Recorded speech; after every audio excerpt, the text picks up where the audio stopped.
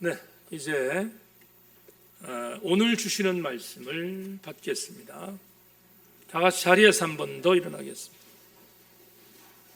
히브리서 10장 26절부터 31절까지 말씀을 봉독해 올리겠습니다. 신약성경 363페이지에 있습니다. 말씀 봉독 끝나고 나면 아멘으로 자리에 앉으실 수 있기를 바랍니다. 우리가 진리를 아는 지식을 받은 후 짐짓죄를 범한 즉 다시 속죄하는 제사가 없고 오직 무서운 마음으로 심판을 기다리는 것과 대적하는 자를 태울 맹렬한 불만이 있으리라. 모세의 법을 폐한 자도 두세 증인으로 말미암아 불쌍히 여김을 받지 못하고 죽었거든. 하물며 하나님의 아들을 짓밟고 자기를 거룩하게 한 언약의 피를 부정한 것으로 여기고 은혜의 성령을 욕되게 하는 자가 당연히 받을 형벌은 얼마나 더 무겁겠느냐. 너희는 생각하라. 원수 갚는 것이 내게 있으니 내가 갚으리라 하시고 또 다시 주께서 그의 백성을 심판하리라 말씀하신 것을 우리가 아노니 살아계신 하나님의 손에 빠져 들어가는 것이 무서울진저. 아멘, 아멘. 자리에 앉겠습니다. 여러분 좀 생소한 찬양을 좀 드리겠는데 사실 나온 지 오래됐는데 우리가 불러보지 않아서 기름 부음인 찬양인데 함께 이 찬양 드리고 말씀 나눕니다. 주의 옷자락 만지.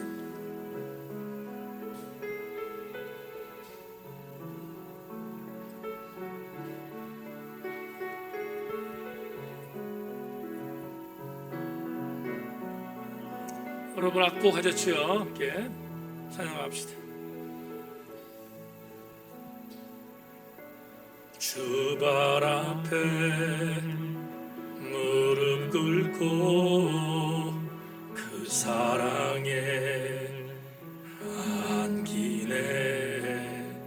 어떤 말도 그 어떤 소리도 그 발 앞에서 잠잠해지네. 주 나의 사랑 그 발 앞에 앉아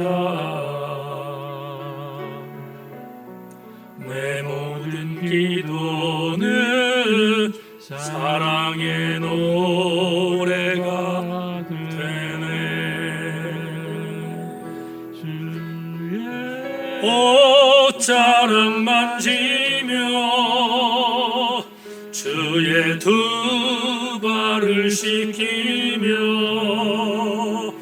주님 그 발에 입 맞추며 나의 왕관을 오리. 주의 옷자락 만지며 주의 두 발을 씻기며 주님 그 발에 입 맞추어 나의 왕관을로. 다시 한번 찬양합시다. 주 발 앞에 무릎 꿇고 그 사랑에 남기네. 어떤 말도 그 어떤 소리도 그 발 앞에서 잠잠해지네.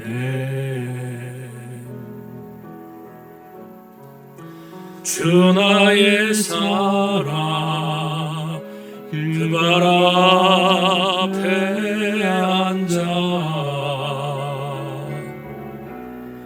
내 모든 기도는 사랑의 노래가 되네. 아멘, 아멘. 주의 옷자락 만지며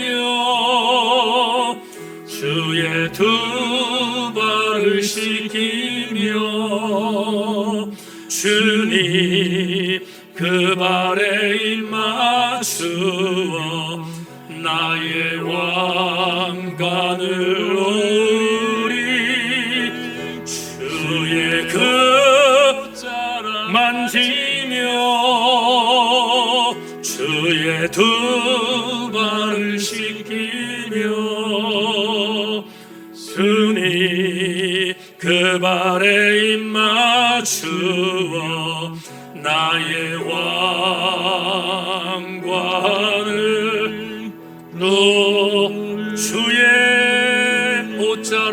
주의 옷자락 만지며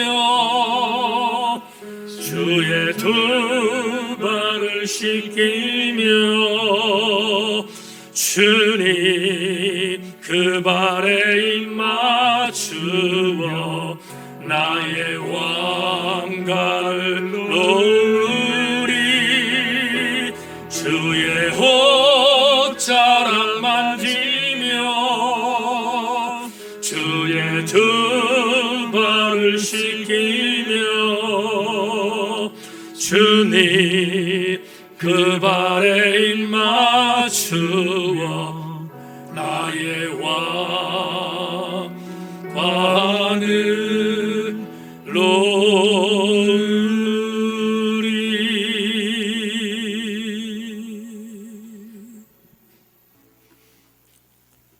8월 네 번째 주일 예배 나온 교우들, 내가 지난 일주일 동안 갖고 있었던 나의 왕관을 주님 발 앞에 내려놓게 하시고 주님을 나의 왕으로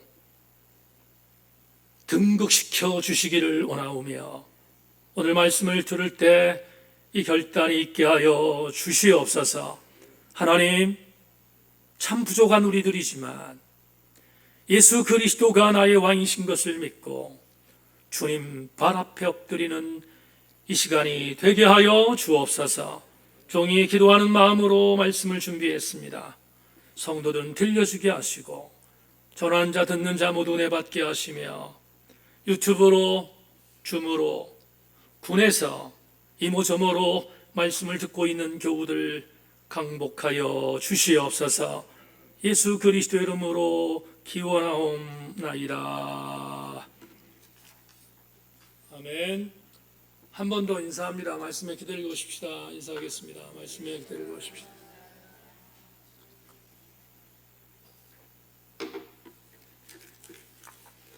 여러분, 오늘 주일 2부 예배에 설교가 유튜브로 실시간으로 방송이 돼서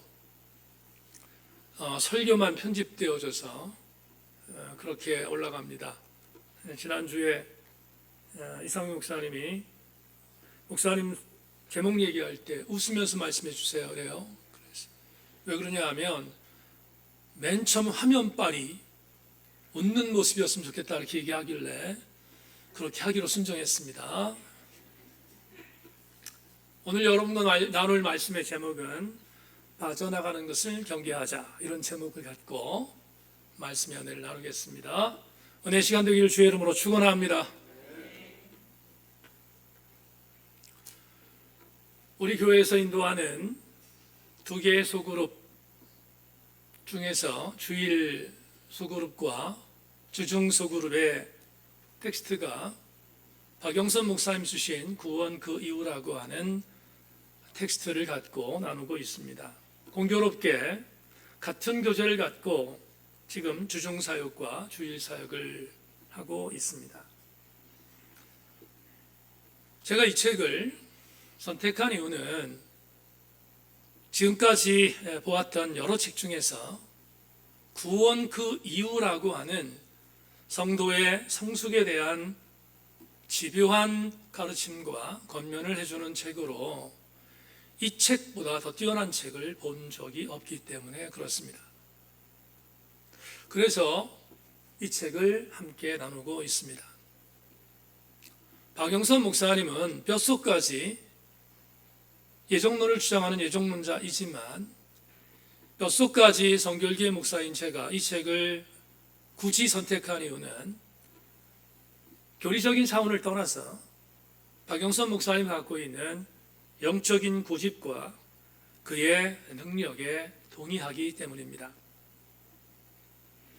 구원 그 이유라는 책을 가지고 함께 나눈 교우들은 이미 섭렵했겠지만 박 목사님은 이 책의 서두에서 정말 중요한 화두를 하나 던집니다. 소개하며 설교를 시작하겠습니다. 기독교는 이해와 납득의 대상물이 아닙니다. 우리가 분명히 납득할 수 있는 것이기 때문에, 내가 공감하고 공감할 수 있기 때문에 그것을 믿는다고 한다면 그것은 믿는 것이 아니라 수학이요, 과학이요, 내 수준의 이해력에 불과한 것입니다. 지금 주중과 주일 사역에 나누고 있는 교우들이 보고 있는 텍스트는 수정 보완한 책이기 때문에 상당히 매끄러운 글로 수정되어 있는 책이지만, 제가 갖고 있는 처음 보았던 구원 그 이유는 제가 서울신학대학을 졸업하던 1987년에 발간한 첫 번째 책이기에 상당히 투박하고 설교체이기 때문에 읽기 불편했습니다. 그럼에도 불구하고 박 목사님이 이 책을 지금까지 고집하는 이유는, 다시 재론하지만 이 책은 넘사벽이기 때문에 그렇습니다. 이 책은 그만큼 구원 그 이유를 살아가는 성숙한 그리스도인의 삶의 좌표를 보여주는 대단히 좋은 책이기에 이 책을 지금도 우리 교우들과 나누고 있는 것입니다. 박 목사님이 기독교 신학을 뭐라고 정의합니까? 기독교 신앙은 납득의 대상이 아니라고 말합니다. 기독교 신앙은 우리 이성적인 내용에 수용할 수 있는 정도를 넘어서는 것임을 말합니다. 특별히 필요충분 조건으로 내 이성으로 이해가 되니까 예수를 믿고 내 이성으로 납득이 되니까 신앙생활을 한다면 그건 과학이고 그건 수학이고 그건 공식이지 기독교 신앙이 아니라는 것입니다. 절절하게 동의합니다. 그렇다면 기독교 신앙의 정체성은 뭘까? 박 목사가 말한 기독교 신앙의 정체성을 다시 한번 여러분에게 소개하겠습니다. 기독교 신앙이란 나로부터 출발된 것으로는 결코 도달할 수 없다는 것을 확인하는 자리까지 우리를 몰아붙이는 것이며, 그 일을 하시는 분이 하나님이십니다. 여러분, 요즘 젊은 아이들 말로 빼박입니다.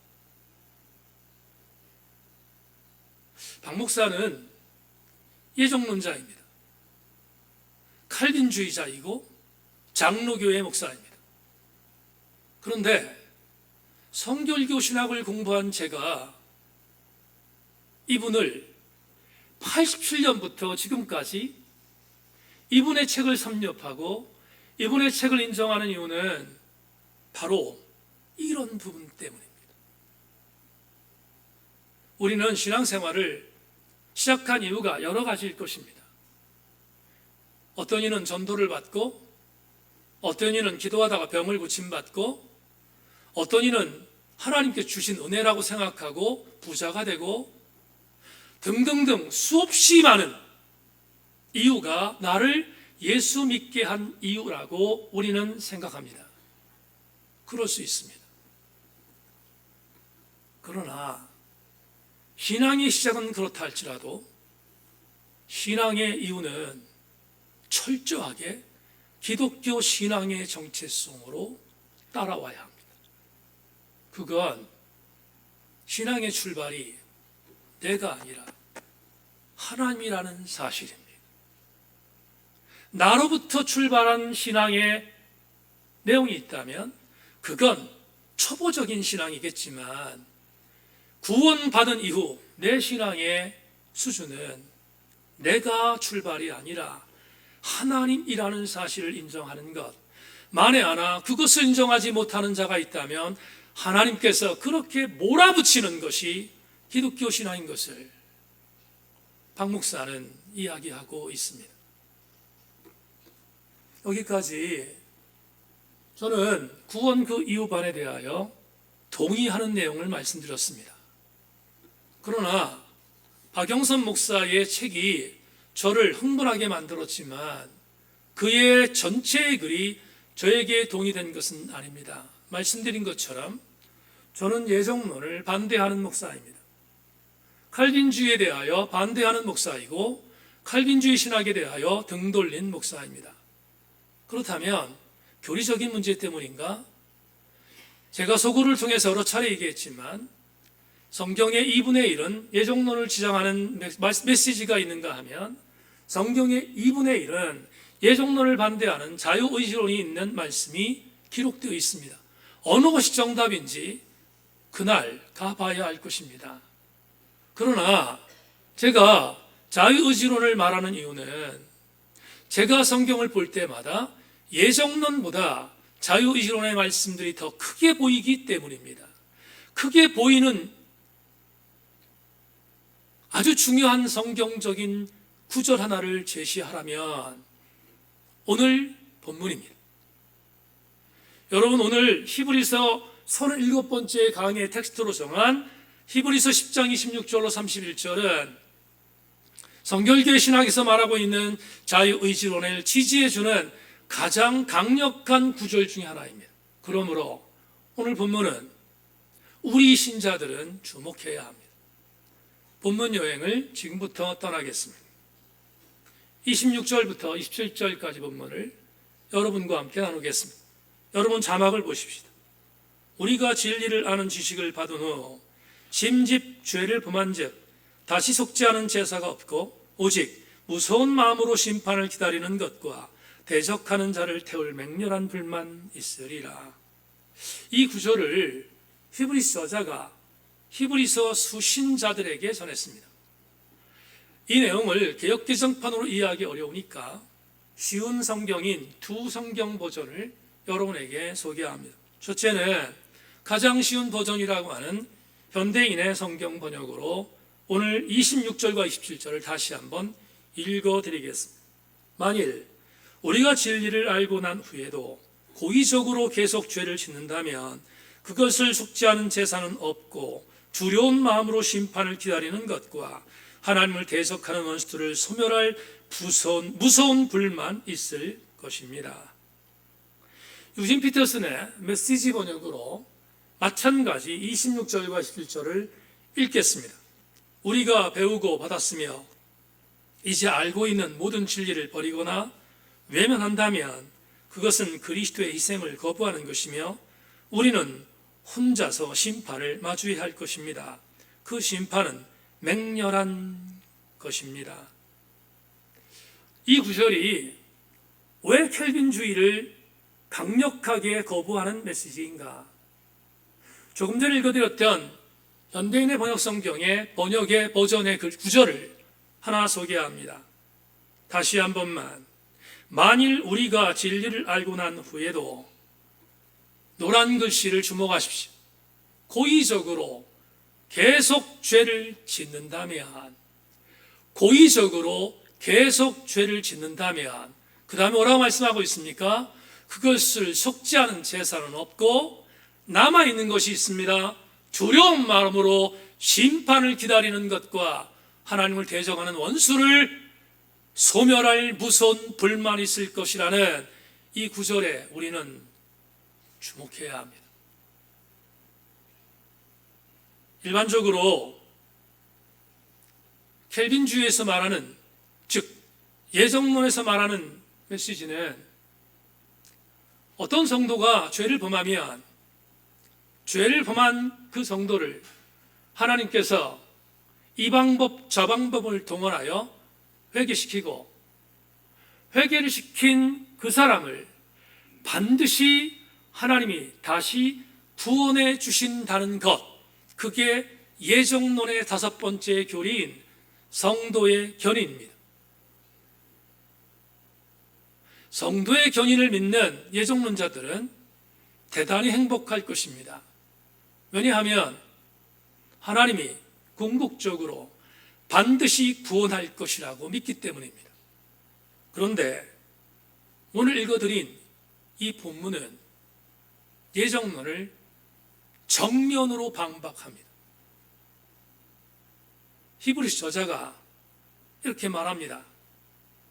만에 하나 고의적으로 계속 죄를 짓는다면, 예정론적 차원에서 바라보면 고의적으로 계속 죄를 짓는 자를 하나님이 회개시키셔서 그를 다시 구원받는 자로 예정하신다고 말하는 예정론에 대하여 뒤집어 엎습니다.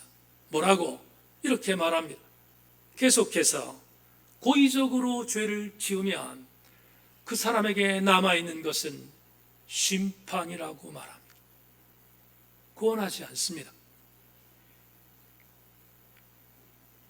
히브리서라는 설교문을 듣고 있는 수신자들은 이전에 강의를 통해 말씀드렸지만 예수 그리스도의 은혜를 받았다가 교회 공동체 안에서 신앙생활을 하다가 왠지 모르지만 그들이 이전에 믿었던 율법으로 돌아가는 배교자들의 상당수라고 말씀드렸습니다.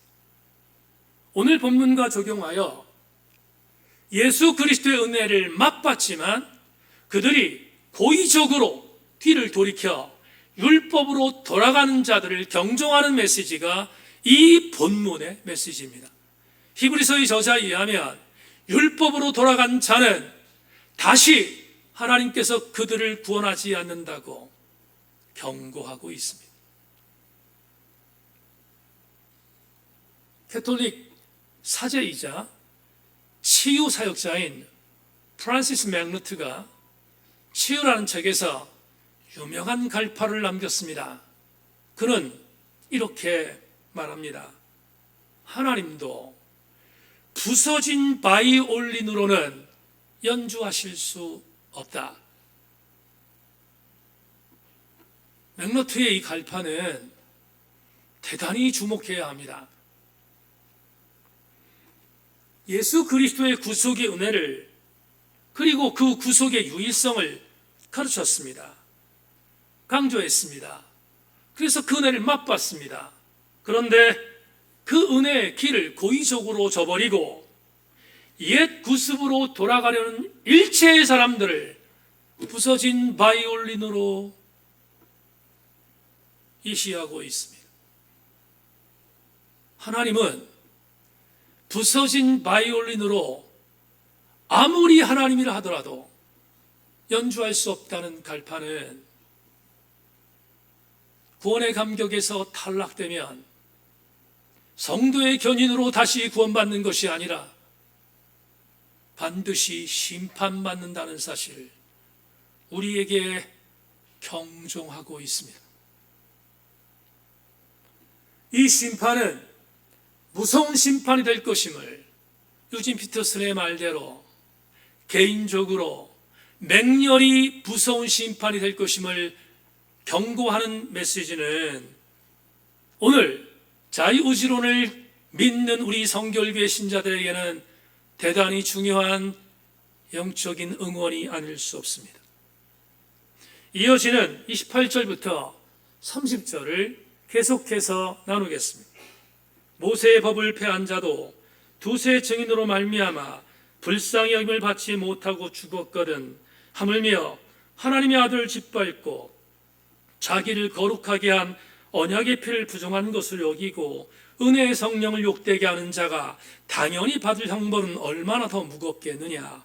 너희는 생각하라. 원수 갚는 것이 내게 있으니 내가 갚으리라 하시고 또 다시 주께서 그의 백성을 심판하리라 말씀한 것을 우리가 아노니. 여러분, 이 구절은 우리가 새겨야 할 말씀 중에 하나입니다. 특별히 28절은 다시 한번 곱씹어야 합니다. 모세의 법을 폐한 자도 두세 증인으로 말미암아 불쌍히 여김을 받지 못하고 죽었거니와. 이 구절은 히브리 저자가 구약성경 신명기 17장 6절을 인용한 것입니다. 그렇다면 원전을 보겠습니다. 신명기 17장 6절, 죽일 자를 두세 사람이나 세 사람으로 증언으로 죽일 것이요 한 사람의 증언으로는 죽이지 말 것이며, 광야 시대에 이스라엘 백성들의 공동체 질서를 위해서 범죄한 자들을 죽일 때는 두세 사람의 증인을 반드시 세운 뒤에 공정하게 심판할 것을 명령한 모세의 율법입니다. 이 율법을 여러분에게 해석하기 위해서 성경적 내용 하나를 소개하겠습니다. 민수기 16장입니다. 광야에 나온 이스라엘 공동체를 이끄는 지도자는 두 사람이었습니다. 종교적인 지도자는 말할 것도 없이 모세였고, 정치적인 지도자는 그의 형 아론이었습니다. 두 사람이 이스라엘 신앙 공동체가 광야에 사는 40년 동안 이스라엘을 이끈 것을 성경이 증언합니다. 그런데 광야 시절 중간쯤 되었을 때 두 사람의 리더십에 대하여 반기를 둔 사람들이 나타났습니다. 그 사람들은 성경에 기록되기를 고라, 다단, 아비람이라고 증언합니다. 민수기 16장을 보면 이 세 사람이 250명 정도 되는 자기를 따르는 사람들을 부안해동하여 반역을 일으킵니다. 어떤 반역인가? 이런 반역입니다. 모세와 아론 두 사람이 왜 우리의 지도자가 되어야 하는가? 우리도 지도자가 될 수 있다는 것입니다. 그 근거로 제시한 것이 뭐냐? 고라는 자기의 출신 성분을 말합니다. 성경은 고라라고 하는 사람의 출신 성분을 이렇게 말합니다. 레위의 증손이었고 고앗의 선자였고 이스라엘의 아들이었다. 다시 말하면 고라는 레위 지파 사람입니다. 그러니까 레위 지파의 사람이었던 고라는 스스로가 나도 성직의 계열이니 나도 지도자가 될 수 있다고 근거를 제시한 것입니다. 부분적으로 보면 설득력이 있습니다.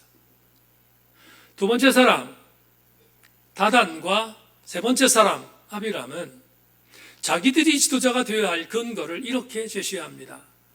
이들은 루벤 지파였습니다. 여러분 아시는 것처럼 루벤 지파는 야곱의 12아들 중에 장자였습니다. 그러니 장자 지파에 있었던 다단과 아비람은 레위 지파보다 앞선 지파니 지도자가 될 수 있다고 주장한 것입니다. 역시 정치적인 부분에 있어서의 시위였습니다. 모세가 아론이 당황했을 것입니다. 이들의 말을 어떻게 설득하지? 하나님께 묻기로 했습니다. 그러자 하나님께서 권위를 인정해 주셨던 모세와 아론에게 한 가지 방법을 제시합니다. 안식이 되면 성막에 향을 피웠습니다. 그 향을 피운 도구는 향로였습니다. 이 향로는 모세와 아론 말고는 절대로 다른 사람이 해서는 안 됩니다. 모세와 아론이 안식일이 되는 날 향로를 피우라고 하나님이 명령하셨습니다. 그런데 금기를 깼습니다. 고라, 다단, 아비람이 자기를 따르는 250명과 더불어 우리도 향로를 피울 수 있다고 주장하여 253개의 향로를 성막에 올린 것입니다. 결정적인 반역입니다. 모세와 아론에 대하여 리더십을 인정하지 않겠다는 것입니다. 모세와 아론이 당황했겠지만 모세가 다시 하나님께 아뢰입니다. 하나님, 이들이 반역하는데 어떻게 하면 좋겠습니까? 하나님이 즉각적으로 응답하십니다. 모세야, 아론아, 너희 두 사람은 이스라엘 회중에서 급히 떠나라. 무슨 말입니까? 내가 이스라엘을 용서하지 않겠다는 것입니다. 이스라엘 진영을 전멸하겠다는 것입니다. 너무 놀랐습니다. 모세가 하나님 앞에 이렇게 기도합니다. 하나님, 이스라엘 신앙 공동체 중에 죄가 없는 자가 더 많습니다. 그런데 이 죄가 없는 자들을 250명대 멸하신다니 말이 됩니까? 거두어 주십시오. 중보했습니다. 그러자 하나님이 모세의 중보를 들으시고 전제 조건을 달았습니다. 알았다. 그런데 하나님이 즉각적으로 생각하신 것은 고라와 나단과 아비람이 있었던 진영의 땅을 꺼지게 했습니다.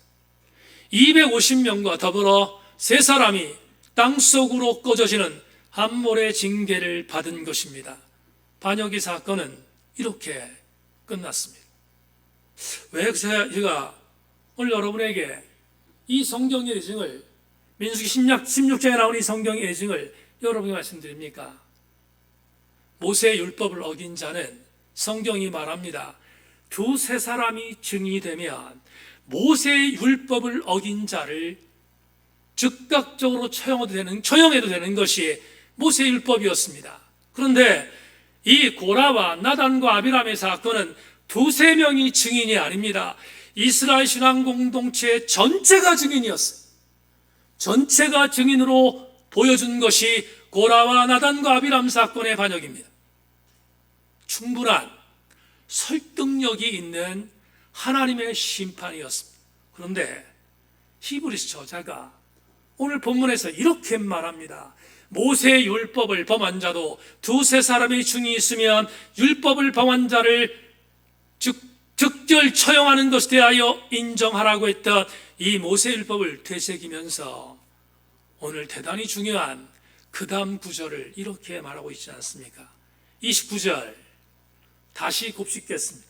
하물며 하나님의 아들을 짓밟고 자기를 거룩하게 한 언약의 피를 부정한 것을 여기고 은혜의 성령을 욕되게 하는 자가 당연히 받을 형벌은 얼마나 더 무겁겠느냐. 너희는 생각하라. 원수 갚는 것이 내게 있으니 내게 갚으리라 하시고 또 다시 주께서 그의 백성을 심판하리라 말씀하신 것을 우리가 아노니.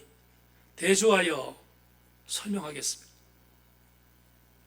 모세의 율법을 어긴 자를 증인이 있으면 하나님이 심판한다고 했습니다. 히브리서 저자가 이렇게 말합니다. 하물며 이렇게 말합니다. 하나님의 아들을 짓밟고 자기를 거룩하게 한 자의 언약의 피를 부정하고 은혜의 성령을 욕되게 한 자들을 하나님이 심판하시지 않겠는가? 어떤 심판입니까? 적어도 모세의 율법을 어긴 자들보다 더 강력한 심판이 있을 것을 예고하고 있지 않겠습니까? 곱씹겠습니다. 예수 그리스도의 복음을 맛보고 다시 유대 율법으로 돌아가려는 배교자들, 오늘 우리 언어로 말하겠습니다. 예수 그리스도의 은혜를 맛본 자들 중에 그 은혜를 저버리고 고의적으로 범죄하는 자들, 그들을 향하여 하나님께서 다시 그들을 회개시켜 성도의 견인으로 구원하는 것이 아니라 하나님은 반드시 그들을 심판할 것을 강조하고 있습니다. 세 종류의 사람, 사랑하는 새인교회 교우 여러분, 세 종류의 사람을 경계하십시오. 첫째, 하나님의 아들을 짓밟은 자. 둘째, 자기를 거룩하게 한 언약의 피를 부정한 자. 셋째, 은혜의 성령을 욕되게 한 자. 이들이 누굽니까? 이들은 복음의 맛을 맛보고도 고의적으로 범죄한 자들입니다. 이들을 하나님은 심판할 것을 예고했습니다. 그 심판의 마지막, 오늘 히브리서 저자의 예고의 가장 강력한 압권이 31절에 있습니다. 31절 자막을 보십시오. 살아계신 하나님의 손에 빠져들어가는 것이 무서울진저. 이 구절을 쉽게 번역한 공동번역 성경으로 다시 한번 읽겠습니다. 살아계신 하나님의 심판의 손에 빠져드는 것이 얼마나 무서운 일입니까? 한 번 더 읽겠습니다. 살아계신 하나님의 심판의 손에 빠져드는 것이 얼마나 무서운 일이겠습니까? 공동번역의 이 번역을 보다가 생뚱맞은 생각 하나 했습니다. 언어적인 유의가 필요하다 생각했습니다. 분명히 오늘 히브리서 저자는 이렇게 말했습니다. 심판의 대상자를 정의할 때 이렇게 말했습니다. 하나님의 심판의 손에 빠져드는 자라고 했습니다. 하나님의 심판의 손으로 빠져드는 자는 심판받는다고 31절이 제시했습니다.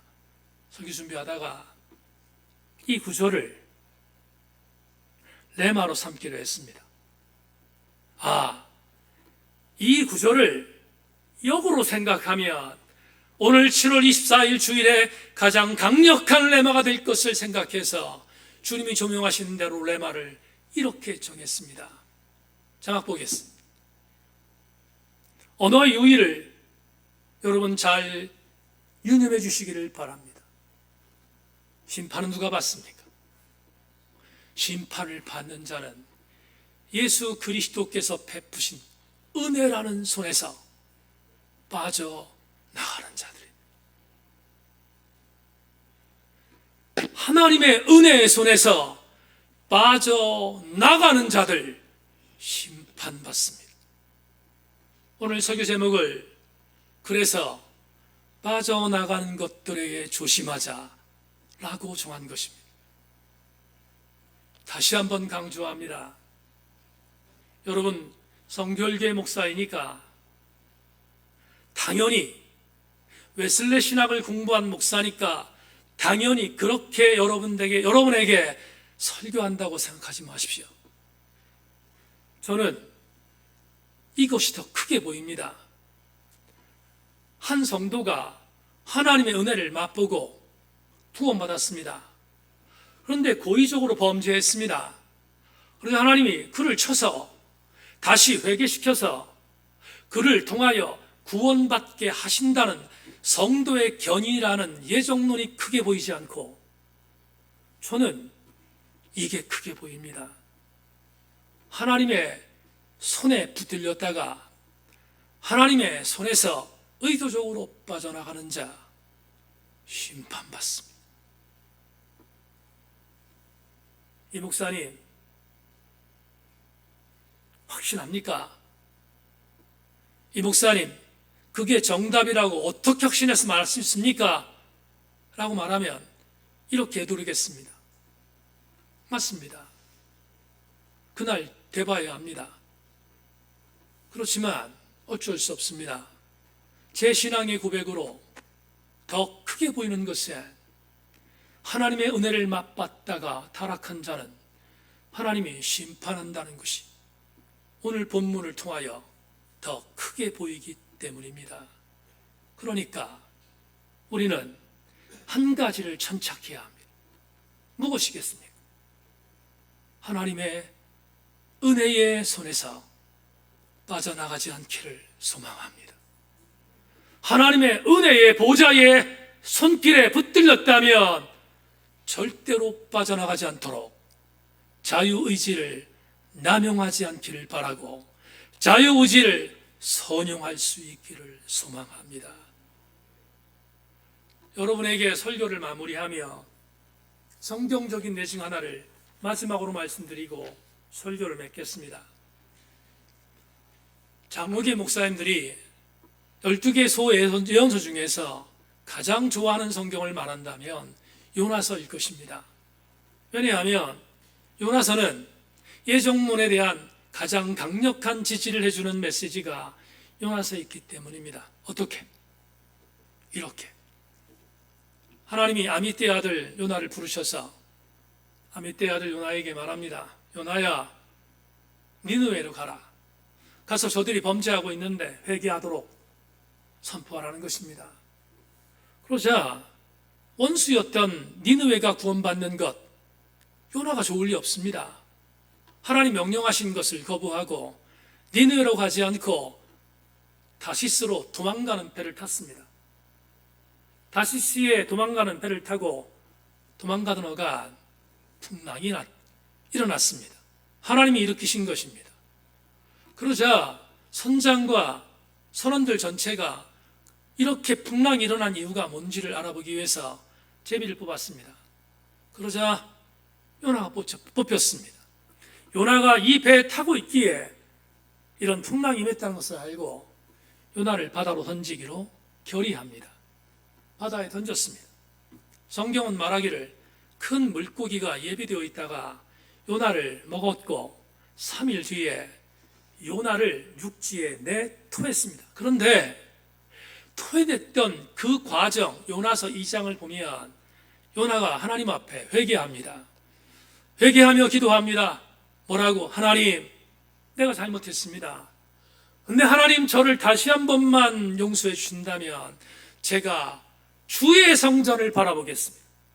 주의 성전을 바라본다는 말은 무슨 말입니까? 하나님 명령하셨던 니느웨로 가겠다는 것입니다.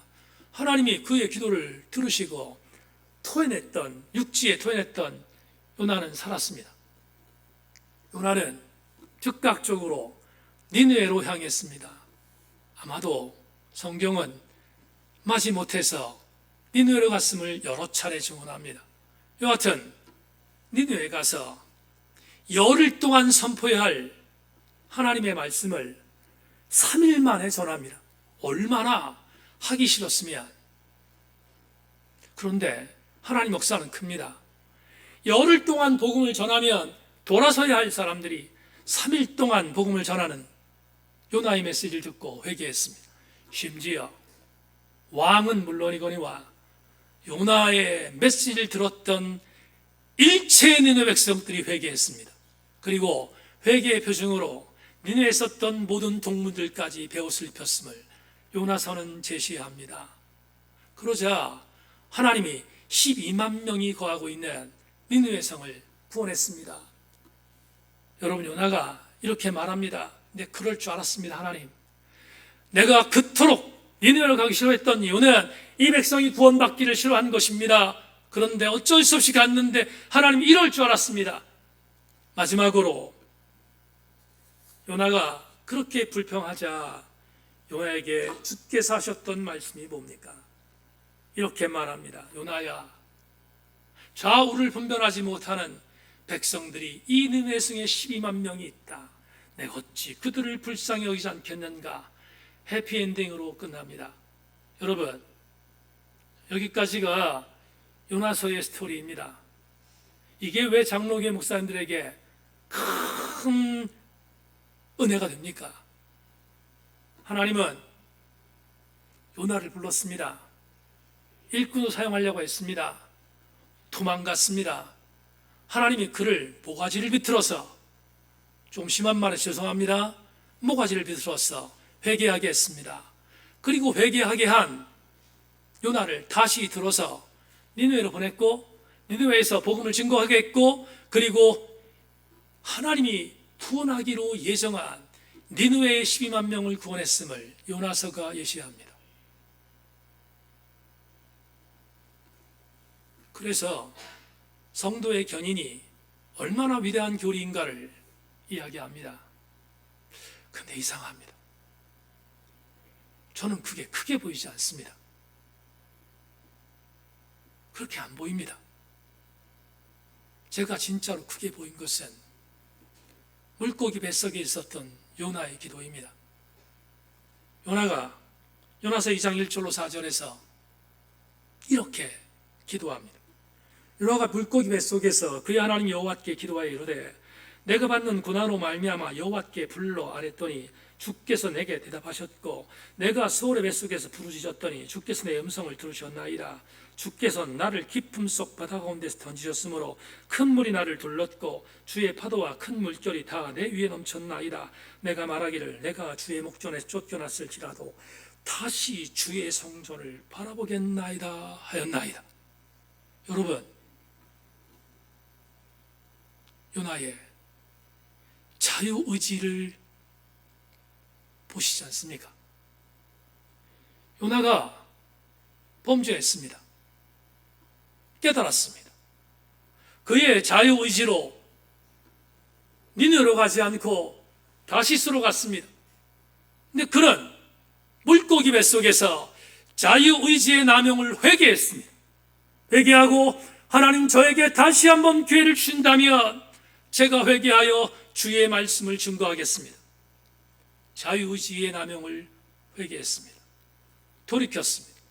그리고 하나님께서 다시 쓰는 도구가 되었습니다. 저는 이게 크게 보입니다.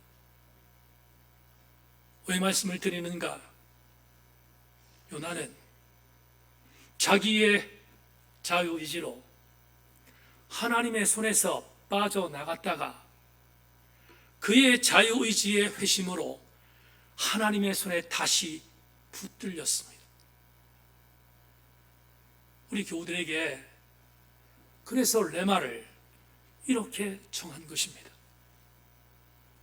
하나님께서 나를 회개시키셔서 성도의 견인으로 나를 구원받은 백성으로 만드시는 것을 기대하지 말고 내가 나의 자유의지의 남용으로 범죄한 것들을 자유의지의 책임적 선택으로 회개하여 빠져나간 주님의 손에서 다시 주님의 손에 붙들리기를 소망합니다.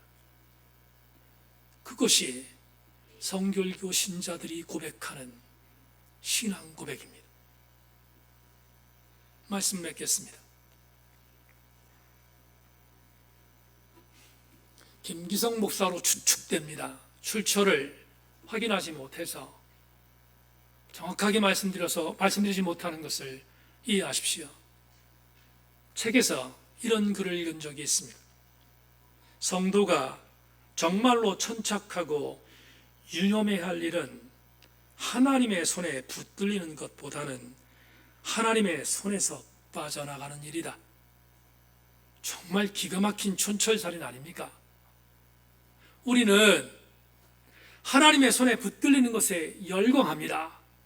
전율합니다. 감사합니다.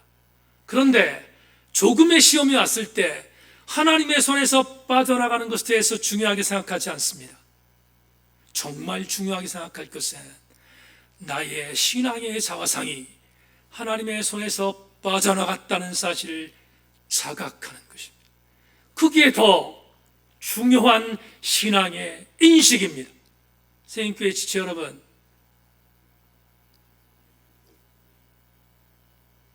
고옥하는 목사님께서 쓰신 책을 다시 곱씹게 되었습니다. 왜냐하면 옥하는 목사님이 살아계셨을 때 사랑의 교회에 심호하던 부교육자들을 향하여 학 100여 명 정도에게 수양회를 했습니다. 목회자들에게 한 수양회입니다. 부교육자들에게 행한 수양회입니다. 그 수양회에서 돌아가시기 전에 이렇게 말했습니다. 하나님 말씀을 듣고 울지는 못할지언정, 가슴을 치진 못할지언정 말씀을 갖고 장난질을 쳐서야 되겠습니까? 말씀을 묵상하며 엉엉 우는 평신도만큼은 따라가지 못하더라도 말씀 앞에서 벌벌 떠는 모습은 있어야 하지 않겠습니까? 2014년쯤 이 글을 읽었을 때 울었습니다. 그리고 뒤돌아봤습니다. 나는 평신도들보다 영성이 약한 목사인가? 혹여나 정말 두렵고 떨리는 것에 나는 말씀을 갖고 장난질 치는 목사인가? 뒤돌아보았습니다. 교우 여러분, 이 목사의 설교 준비는 여러분들이 상상을 초월할 정도로 치열합니다. 왜 그런지 아십니까? 오늘 이 자리에 나와서 예배를 드리는 자들 중에 단 한 명이라도 하나님의 손에 빠져나가 있던 자가 부족한 종의 설교를 듣고 하나님의 손에 다시 붙들린다면 어찌 설교 준비를 소홀히 할 수 있습니까?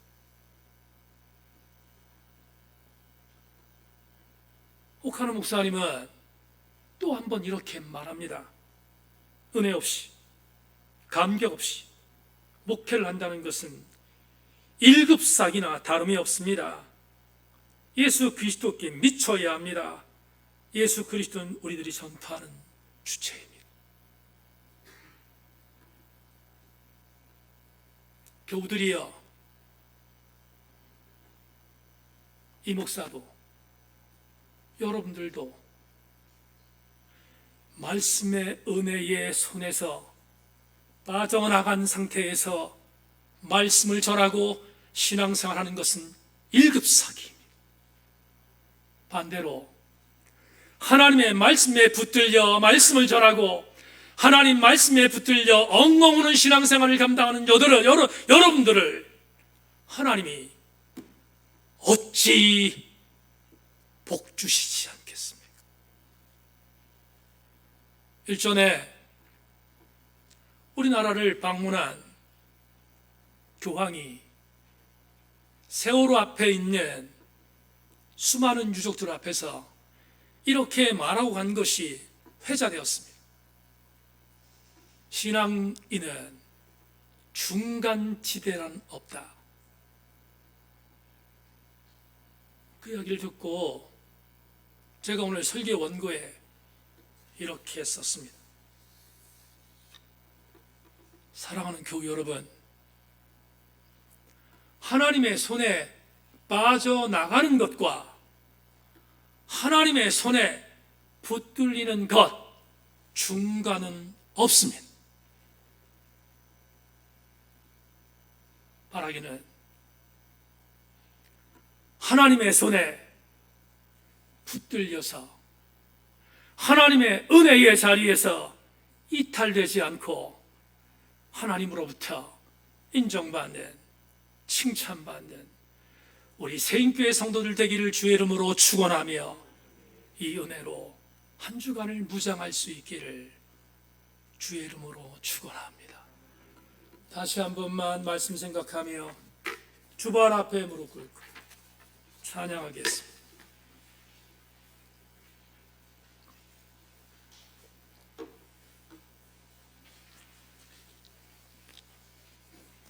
말씀 생각하며 왜 오늘 담임 목사가 이 찬양을 예배전 찬양으로 선택했는지 다시 한번 곱씹겠습니다. 주발 아래 무릎 꿇고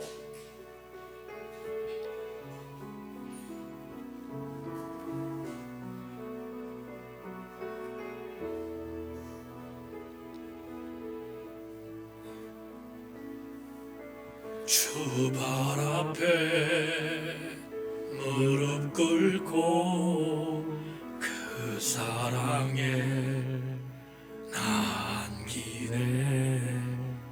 어떤 말도 그 어떤 소리도 그 발 앞에서 잠잠해지네.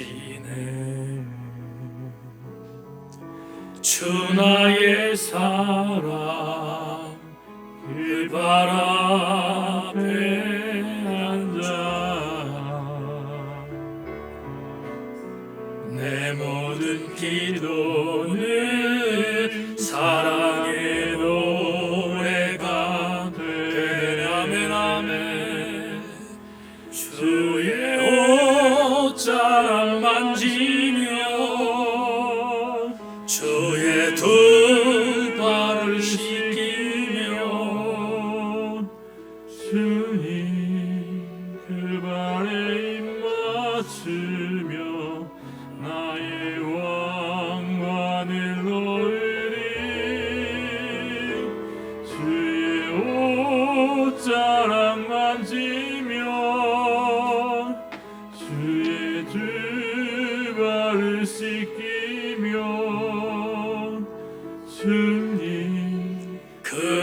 발에 입 맞추어 나의 왕관을 놓으리. 주의 옷자락 만지며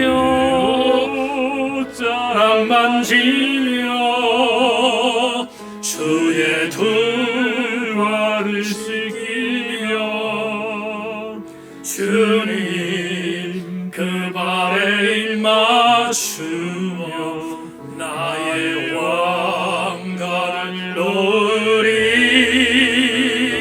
주의 옷자락 만지며 주의 두발 씻기며 주님 그 발에 입 맞추어 나의 왕관을 놓으리.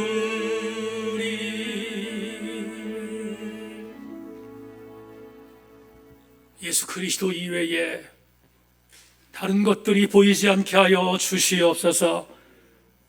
우리 신앙의 길을 가는 철로역정의 주인공들, 예수 그리스도만이 나의 은혜임을 믿고 붙들고 달려가는 우리 모두가 되게 하여 주시옵소서.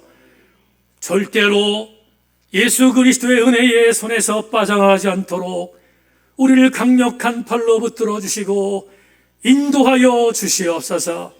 하나님 앞에 예배자로 서서 우리의 신앙의 고백들을 담아 드렸습니다. 시간도 마음도 물질도 우리의 심장도 드립니다.